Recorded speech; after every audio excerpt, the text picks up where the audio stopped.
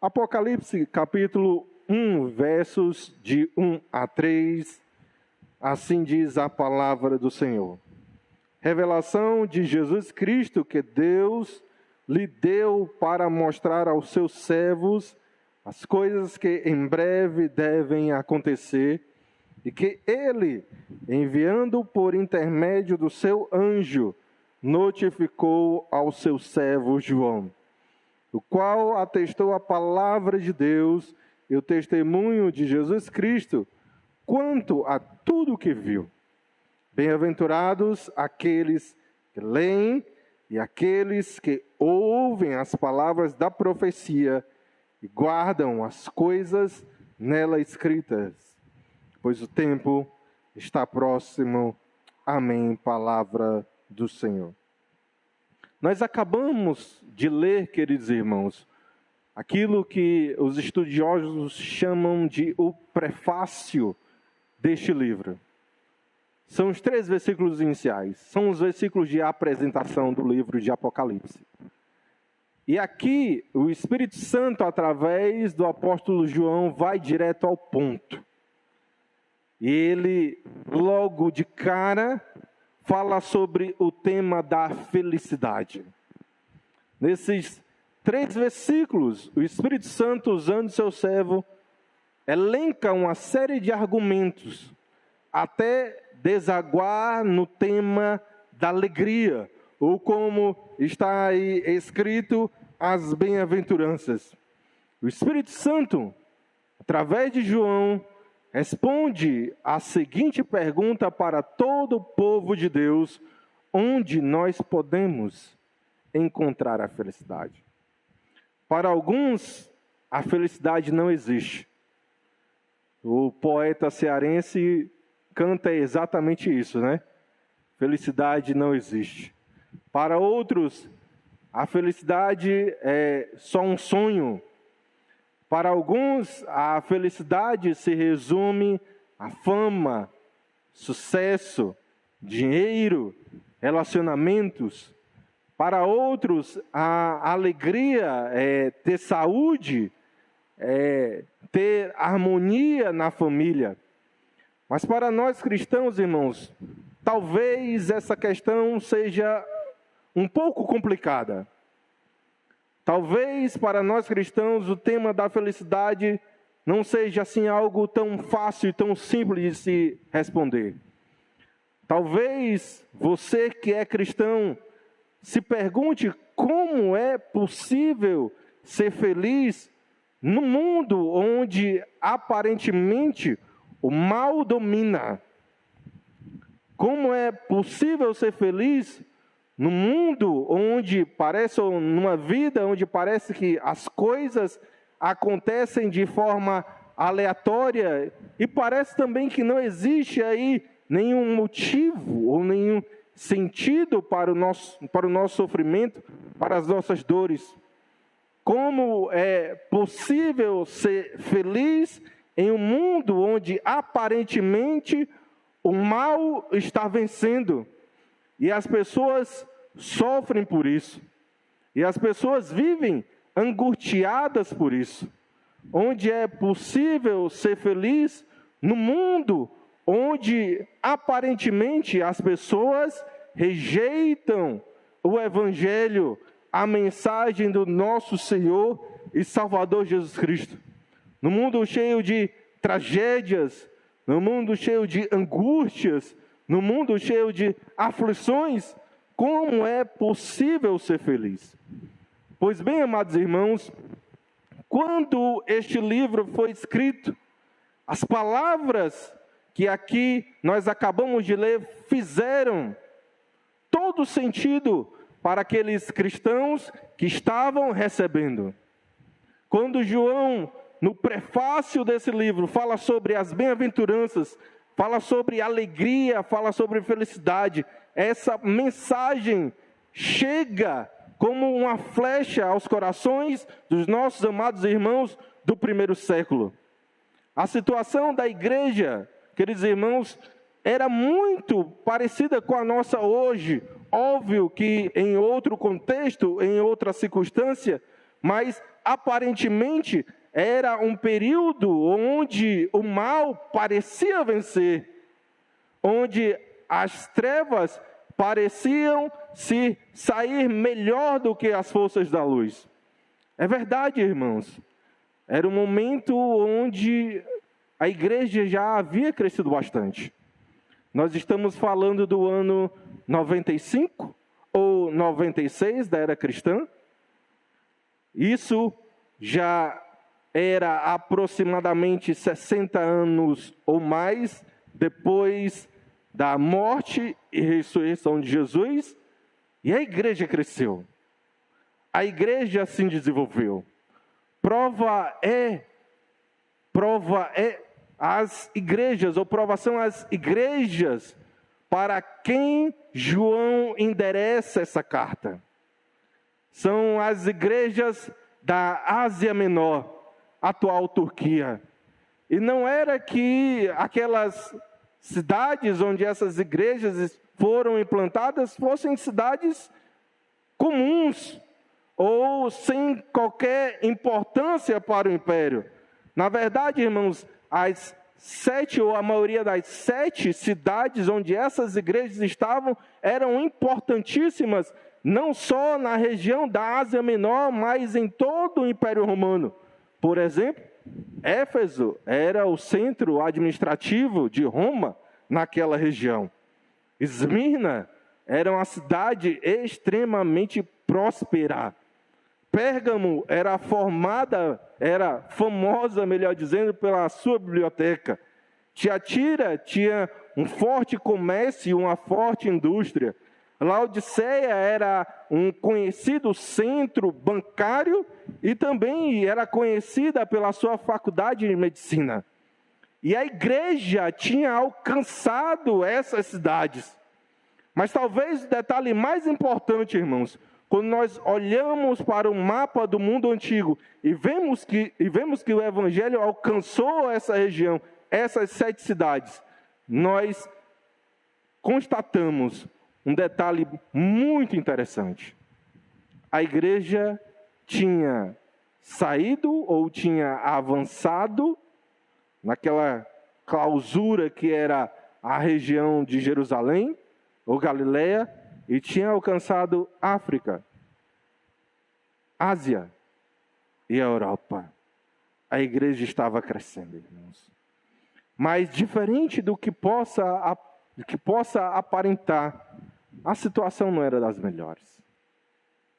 A situação, irmãos, para o povo de Deus naquele período era bastante complicada. A igreja estava sendo perseguida.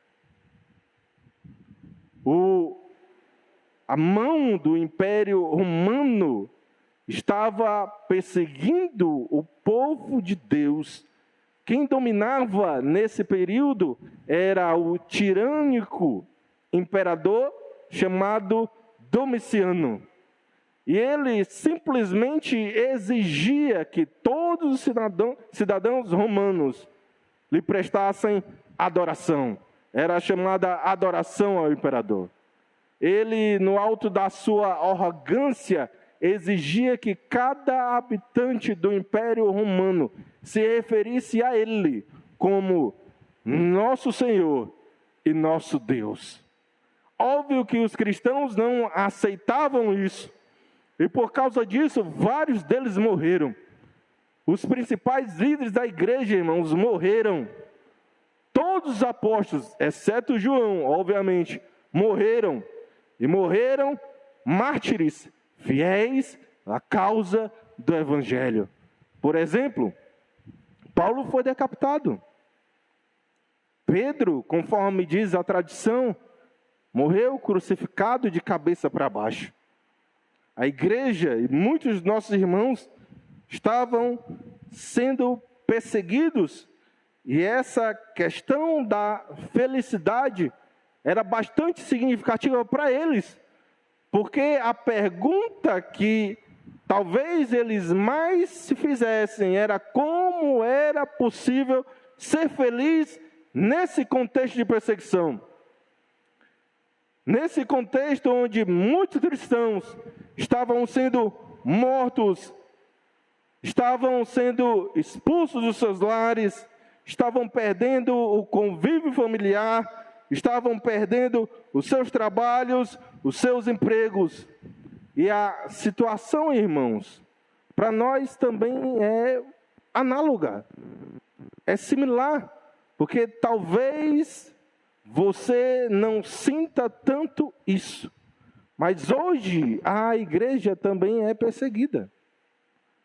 Hoje o povo do Senhor, quer seja em países onde nós vemos cristãos sendo mortos, ou quer seja em países como o nosso, onde o evangelho é de forma velada, perseguido, a igreja do Senhor, irmãos, sofre por causa disso. O povo de Deus sofre nesse mundo ainda dominado pelo mal, pelo caos, onde as pessoas não querem dar ouvidos à palavra de Deus. E esse texto, queridos irmãos, ele vai tratar exatamente isso. Vai falar para nós sobre o caminho da felicidade. Nesse contexto onde há dor, onde há aflição, onde há choro, onde há sofrimento, onde aqueles que estão ouvindo ou recebendo essa palavra estão passando por situações de bastante aperto e de bastante angústia. E aqui, irmãos, esses 3 versículos, eles tecem uma lógica de ideias até chegar nesse tema. Por exemplo, você ainda está com a Bíblia aberta, amém?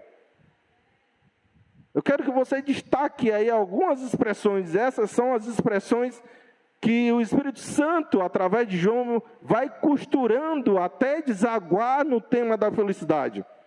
Por exemplo, no versículo de número 1, destaque essas expressões aí, se você puder.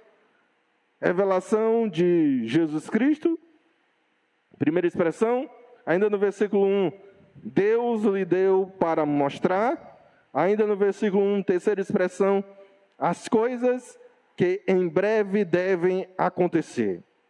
No versículo 2, destaque a expressão, atestou a palavra de Deus e o testemunho de Jesus Cristo. E no versículo 3, destaque essas 2 expressões, aqueles que leem e também aqueles que ouvem as palavras da profecia e as guardam.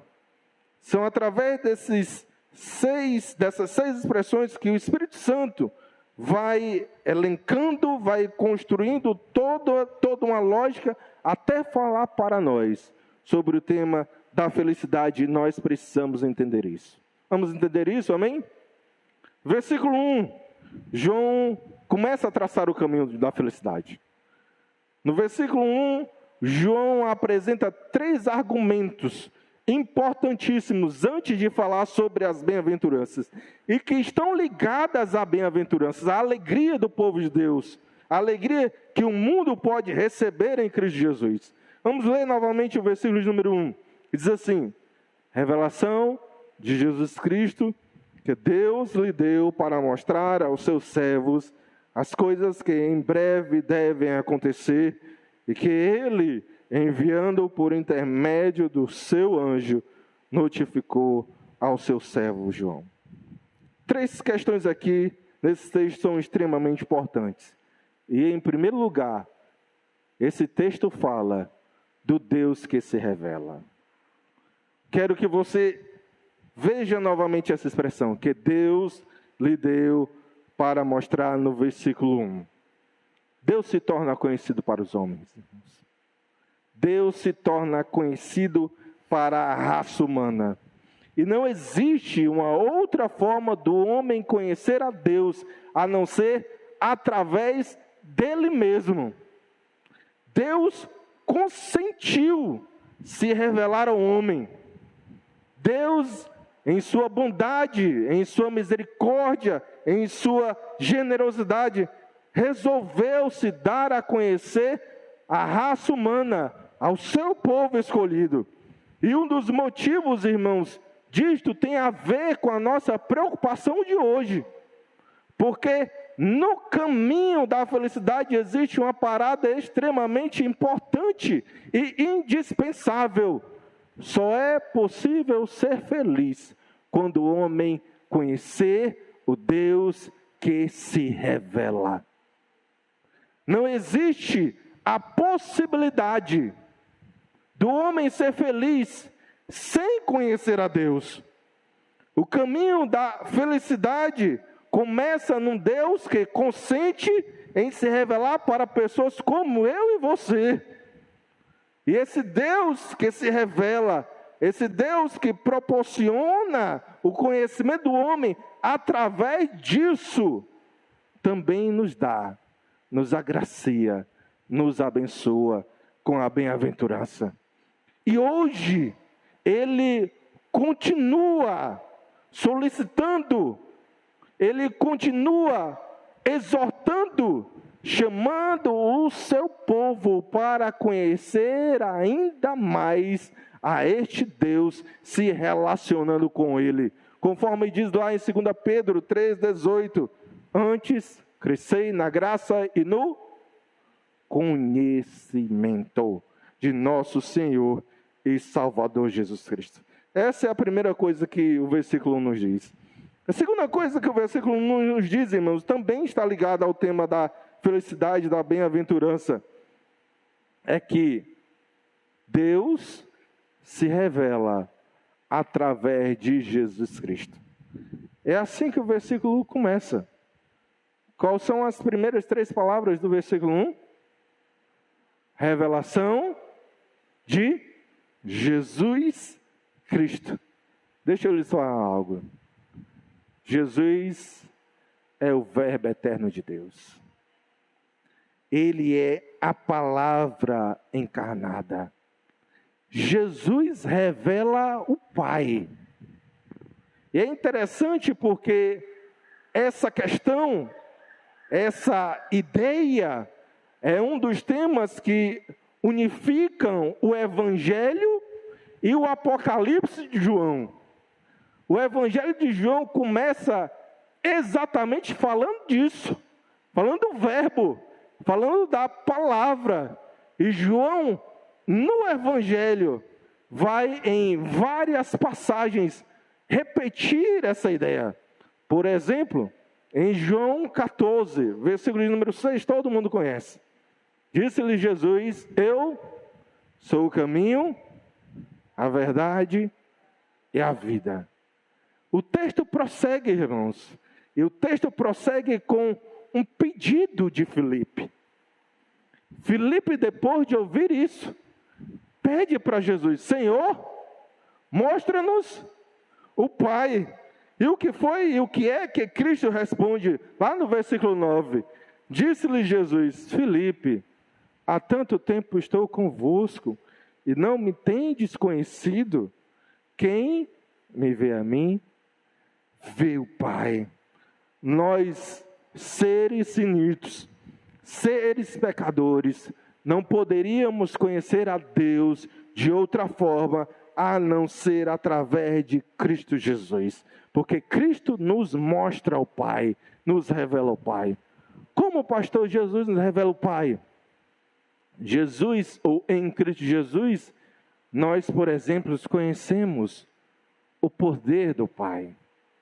O poder do Pai, por exemplo, sobre a natureza, ao acalmar a tempestade e transformar água em vinho, ou como diz um outro teólogo, quando a água viu o seu Criador, ela corou. Pense numa palavra, uma frase poética e bonita de ser dita: quando a água viu o seu Criador, ela corou. Em Cristo nós conhecemos o poder de Deus sobre as enfermidades do homem. Quando, por exemplo, Ele cura a mulher do fluxo de sangue, ou quando Ele cura leprosos, paralíticos, cegos.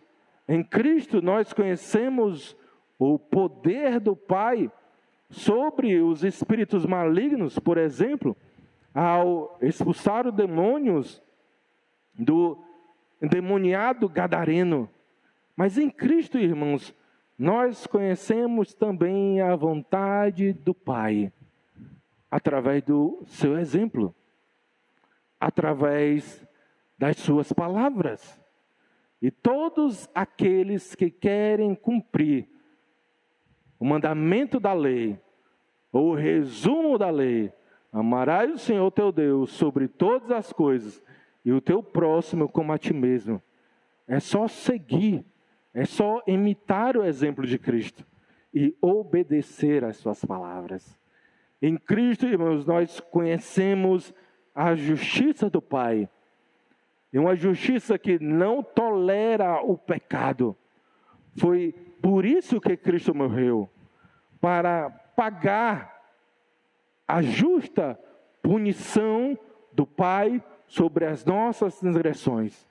Mas principalmente, queridos irmãos, em Cristo nós conhecemos a graça, nós conhecemos o amor, nós conhecemos a misericórdia do Pai. Não apenas quando Ele toca aquele leproso marginalizado pela sociedade, não apenas quando Ele chama e quer ouvir a voz do cego Bartimeu, onde muitos queriam o seu silêncio, mas o amor, a graça do Pai, ao morrer por mim e por você, ao morrer pelos nossos pecados, na cruz do Calvário, e nos dar uma nova vida, uma vida abençoada, uma vida na presença de Deus.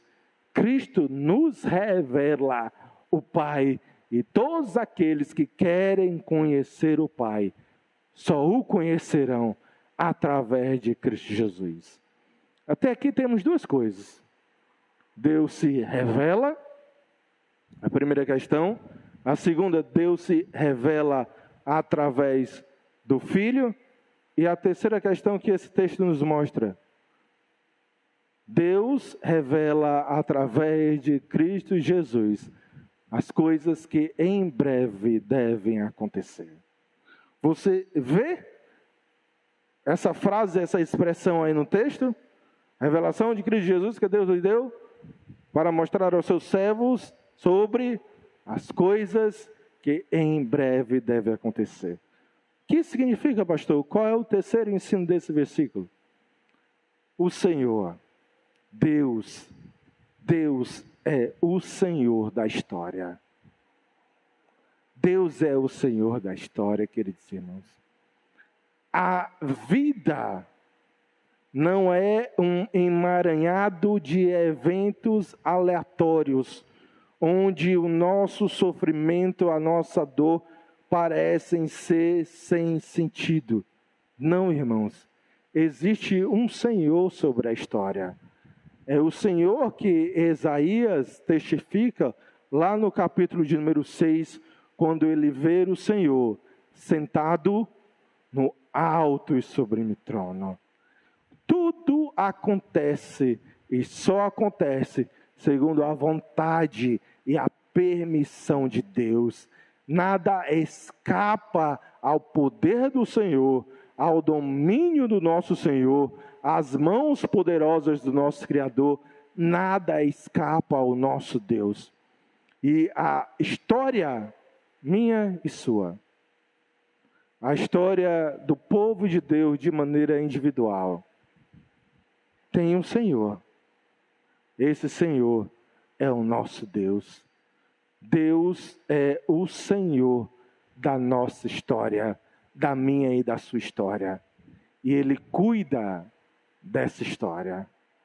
Deus, Ele é o Senhor da história da igreja e da história do mundo.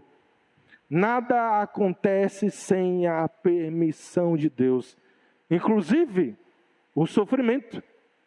Inclusive as aflições. Inclusive as lutas que nós temos que enfrentar. Só que existe, irmãos, um detalhe ainda mais interessante. Porque quando João diz que Deus em Cristo está mostrando as coisas que em breve hão de acontecer, O ponto que João quer chegar é que Deus está revelando para mim e para você o capítulo final da história da humanidade. Nós sabemos como a história do mundo irá terminar. E não é com Domiciano, não é com o anticristo, não é com o mal vencendo, vitoriosos e a igreja subjugada. Não é, irmãos. O último capítulo da história da humanidade é esse. Novos céus e nova terra. O último capítulo da história da humanidade, irmãos, é o que está escrito lá em Apocalipse 21, versículo de número 4. E lhes enxugará dos olhos toda lágrima, e a morte já não existirá. Já não haverá luto, nem pranto, nem dor, porque as primeiras coisas passarão. Nós sabemos como é que a história da humanidade termina e como a nossa história termina. Sabe por que nós sabemos? Porque Deus revelou. E Ele disse que assim será. E Ele pode garantir que vai acontecer exatamente da forma que Ele disse. Porque Ele, novamente, é o Senhor de toda a história. De toda a história. O texto, irmãos, prossegue. E é interessante, chegando aí no versículo número 2, que a lógica ou padrão que existe no versículo 1, meio que se repete no versículo 2. No versículo 1, o que é que nós temos? Deus se revela. Deus se revela através de Cristo. E Cristo se revela ao seu servo João. E aí, João testifica sobre Cristo no versículo 2. No versículo 1, Deus se revela e Cristo revela-nos o Pai. No versículo 2, Cristo se revela ou notifica o futuro, o último capítulo da história da humanidade para João, e João testifica sobre isso. Vocês percebem que é o mesmo padrão que existe no 1, também existe no 2? Deus se revela, Cristo revela o Pai. No 2, Cristo se revela para João e João fala sobre aquilo que recebeu de Jesus. É o mesmo padrão, irmãos. Então vamos ler aí o versículo de número 2 novamente. O qual atestou a palavra de Deus e o testemunho de Jesus Cristo quanto a tudo o que viu. É verdade, o versículo 2 fala sobre a autoria de João, como alguns poderiam argumentar. A autoria do Apocalipse pelo apóstolo João, como nós sabemos, é contestada por vários críticos e teólogos liberais, isso nós já sabemos. Mas a autoria deste livro, ela é confirmada por praticamente todos os chamados pais da igreja, entre os quais um testemunho importantíssimo, que é o testemunho de Irineu, que disse que ouviu isso de um dos principais discípulos do apóstolo João, no caso Policarpo. Então, não existe dúvidas, não para nós que cremos que a palavra do Senhor foi inspirada e ela é autoridade sobre todo o povo de Deus, não existe dúvida que o apóstolo João escreveu esse versículo. Mas aqui, irmãos, esse texto nos mostra um padrão, ou um comportamento bastante importante. Um comportamento de João e que nós deveríamos repetir. João, como nós vemos aí, ele testificou a palavra de Deus e o testemunho de Cristo Jesus a tudo o que viu. E o que isso tem a ver conosco, pastor? O que isso significa para o povo de Deus hoje? Pois bem, amados irmãos, nós precisamos, hoje, em nossos dias, em nosso contexto, nas áreas ou nos ambientes que Deus nos permitir, levar e testemunhar a mensagem do Evangelho. Nós precisamos, irmãos. João aqui atua como um dos representantes da igreja. E nós precisamos, no nosso contexto, obviamente, imitar o exemplo de João e também testificar, falar sobre a palavra de Deus. E nesse sentido, irmãos, eu queria compartilhar com vocês uma ilustração. É uma tragédia que eu já falei para vocês algumas vezes, 2 ou 3 vezes, que é a tragédia do Titanic. A minha geração, e eu não sou tão velho, mas a minha geração conhece bastante essa história, principalmente por causa do filme, mas a geração mais nova também tem o privilégio de pesquisar e conhecer essa história aí através de todos os meios disponíveis. Pois bem, amados irmãos, muito se fala que o Titanic poderia ou tinha a capacidade de transportar, de levar 60 botes salva-vidas. Na ocasião do seu naufrágio, existiam apenas 20 botes salva-vidas. Se eles levassem a capacidade máxima, 60 botes, alguns chegam aí um número mais arredondado, 64 botes. Isso seria mais do que o necessário para salvar todas as 2.200 pessoas que estavam naquele transatlântico. Nós sabemos que mais de 1.500 pessoas morreram naquele fatídico dia. Um pouco mais de 700 pessoas conseguiram se salvar. Mas algo bastante interessante aconteceu, ou foi constatado à medida que os 20 botes salva-vidas começaram a chegar, começaram a ser recebidos por outros barcos ou na costa. As pessoas começaram a notar que os botes salva-vidas que estavam chegando não estavam com a sua capacidade total. Na verdade, a maioria deles estava com a metade ou menos da metade. Estavam vazios. E por que isso aconteceu, irmãos? Ouça isso. Nós acreditamos que muitos heróis, naquele dia, ao chegarem nos botes salva-vidas, voltaram para avisar as pessoas que ainda havia espaço. Que ainda havia espaço. Nós acreditamos que houveram vários heróis que voltaram para o barco para avisar para outros, ainda há espaço.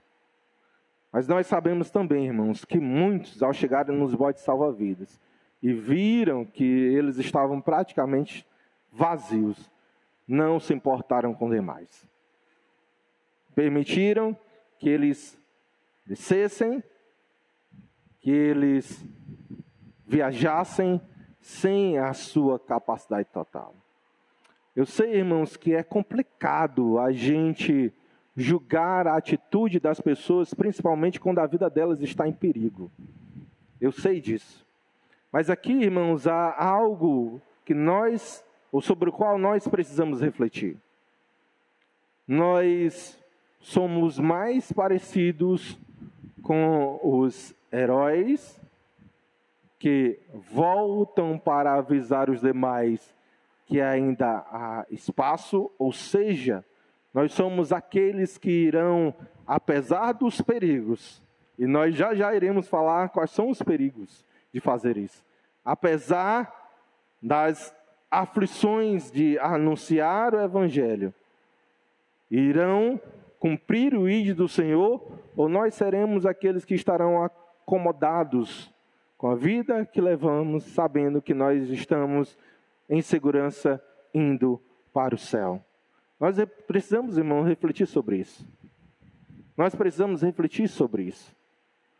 Nós que sabemos qual é ou como se dará o último capítulo da história da humanidade, o que é que nós temos feito?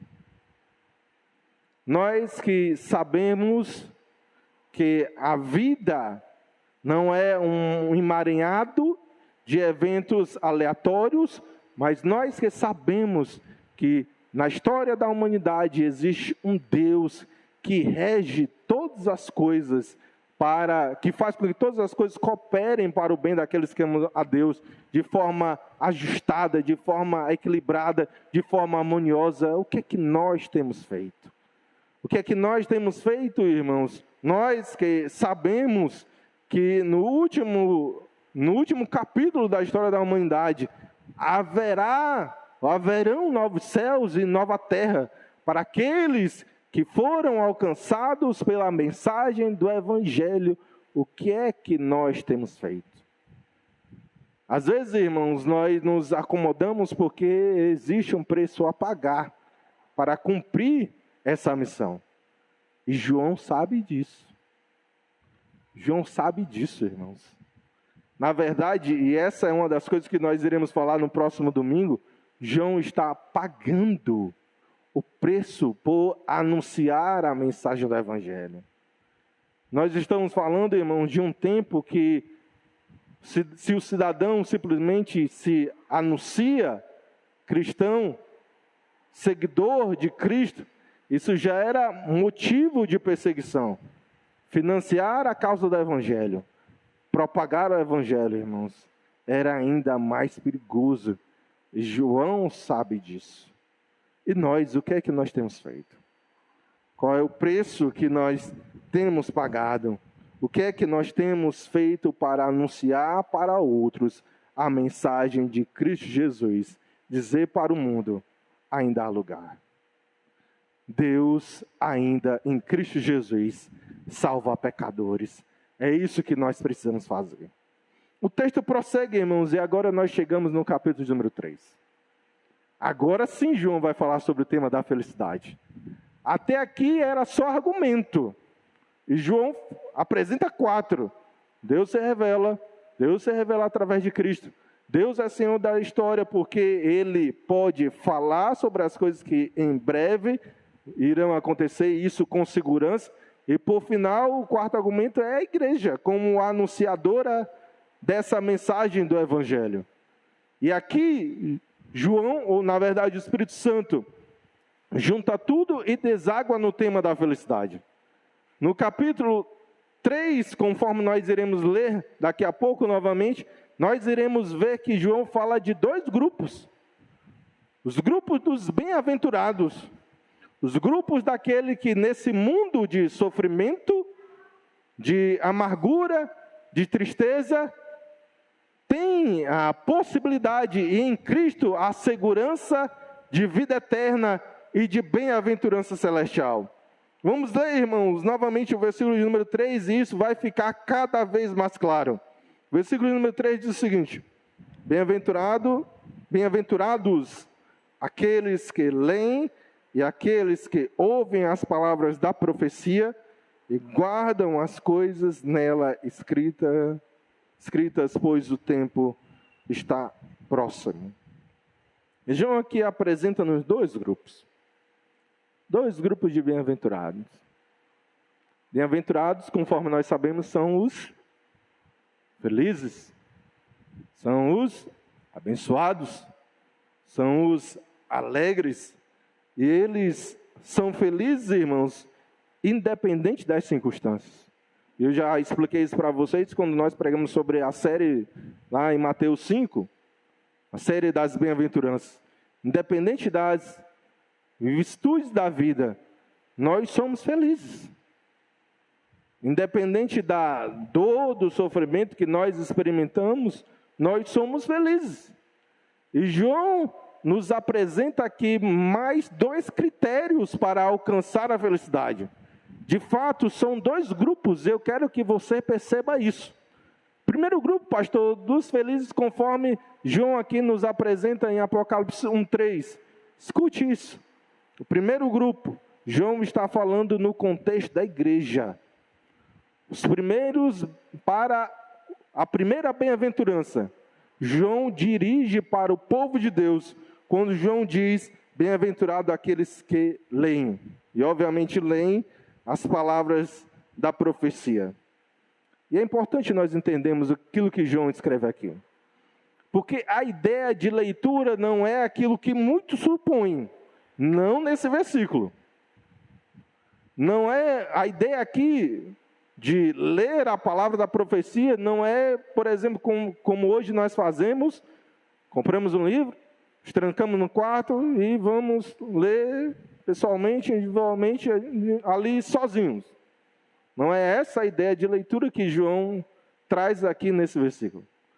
A ideia de leitura que João traz nesse versículo não é quando nós pegamos a Bíblia, vamos para algum cômodo dos nossos lares e lá sozinhos. A gente está lendo. Não é essa a ideia de leitura que João fala aqui nesse versículo.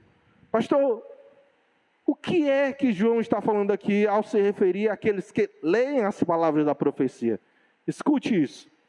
No tempo de João, nem todo mundo tinha a habilidade de leitura.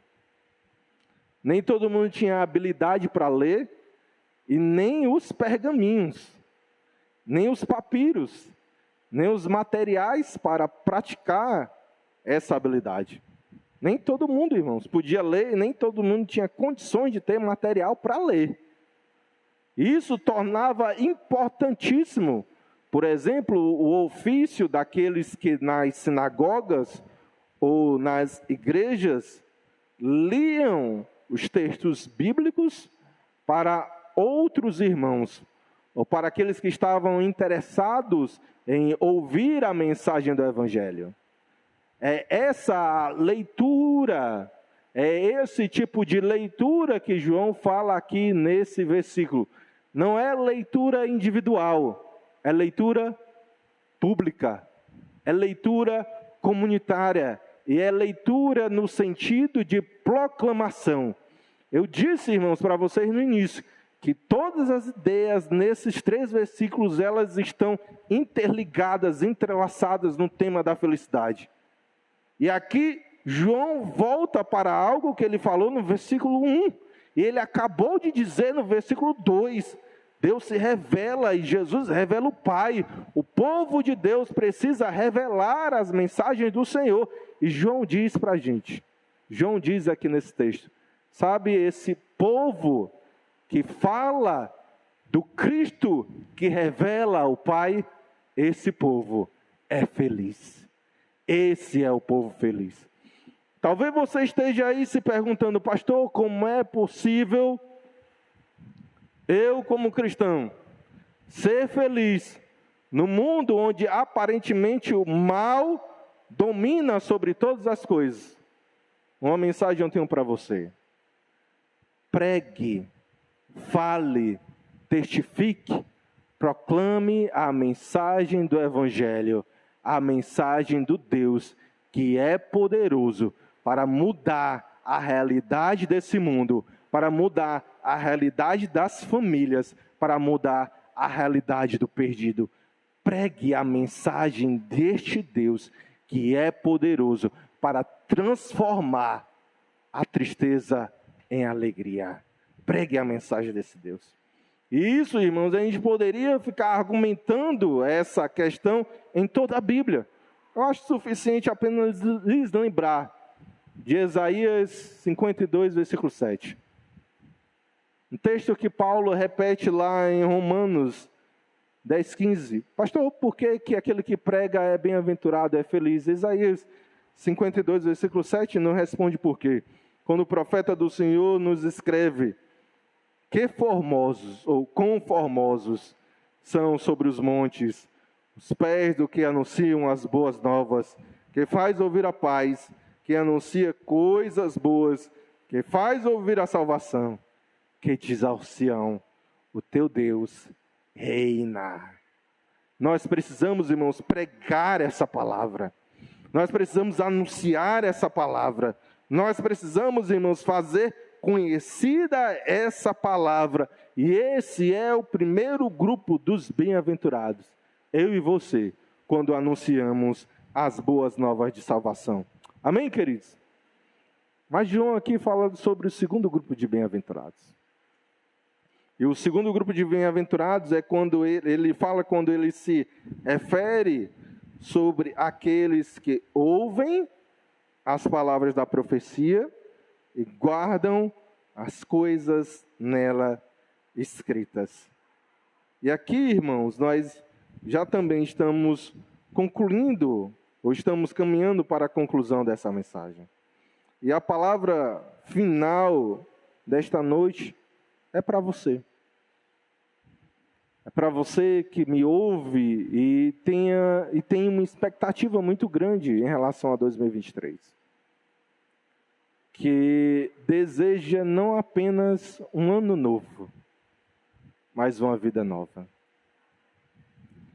Que deseja não apenas 365 dias melhores, mas deseja toda uma eternidade desfrutando das bem-aventuranças celestiais. Eu tenho uma mensagem para você. Eu tenho uma mensagem para você que não está contente com a sua história atual, que deseja viver de forma melhor e que entendeu que para ser feliz é preciso conhecer a Deus, é preciso ter o conhecimento de Deus, desse Deus que se revela, e conhecê-lo através de Cristo, e conhecê-lo através da mensagem de pessoas simples, como este pastor que aqui vos fala, cumprindo o exemplo do apóstolo João de uma forma muito humilde, copiando o exemplo que este servo de Deus nos proporciona e tentando e encontrando através disso a minha própria alegria em fazer com que você tenha o privilégio de também conhecer esse Deus que um dia mudou a minha vida e a minha história. Eu tenho uma mensagem final para você. Você pode ser feliz. Sim, você pode ser feliz. Você pode ser feliz apesar das aflições que você vive. Você pode ser feliz apesar dos sofrimentos que você já passou. Você pode ser feliz apesar das complicações que você vive no seu casamento, na sua família, entre os seus filhos. Você pode ser feliz apesar das doenças que você tem que enfrentar. Você pode ser feliz apesar do abandono. Você pode ser feliz apesar das perseguições, das humilhações. Você pode ser feliz. Como, pastor, que eu posso ser feliz? Ouça a palavra de Deus. É isso que João diz aqui. Bem-aventurado aqueles que ouvem a palavra de Deus.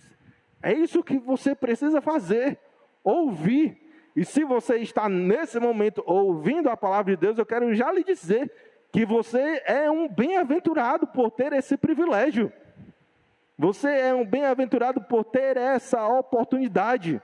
Mas vá além de ouvir com seus ouvidos carnais, com seus ouvidos físicos. Ouça essa palavra com seus ouvidos espirituais, com os ouvidos do seu coração. Se você entendeu que para ser feliz você precisa conhecer a Deus através de Cristo, conhecer a Deus através dessa mensagem anunciada pelo povo de Deus, ouça isso com seus ouvidos da sua alma, do seu coração, abrace-se a essa mensagem, se agarre a essa mensagem. Mas não apenas ouça, guarde. E o que é guardar, pastor? Guardar é obedecer. Guardar é crer. Guardar é se submeter. A palavra final, irmãos, do texto de Apocalipse, capítulo 1, versículos 1 a 3, desse tema da felicidade alcança você. Deus está interessado em você, em mudar a sua história e a sua vida, e os meios e os caminhos estão postos. Ouça a palavra de Deus, guarde a palavra de Deus, se arrependa dos seus pecados e reconheça Jesus como único e suficiente Senhor da sua vida e da sua história. Deixa eu lhes dizer algo.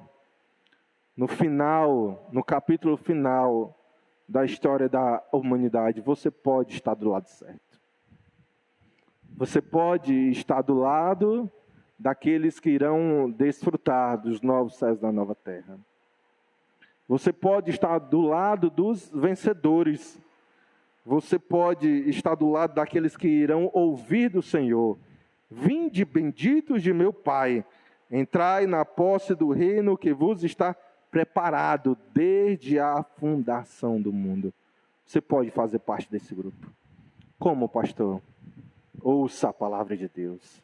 Creia no Senhor Jesus Cristo. Amém?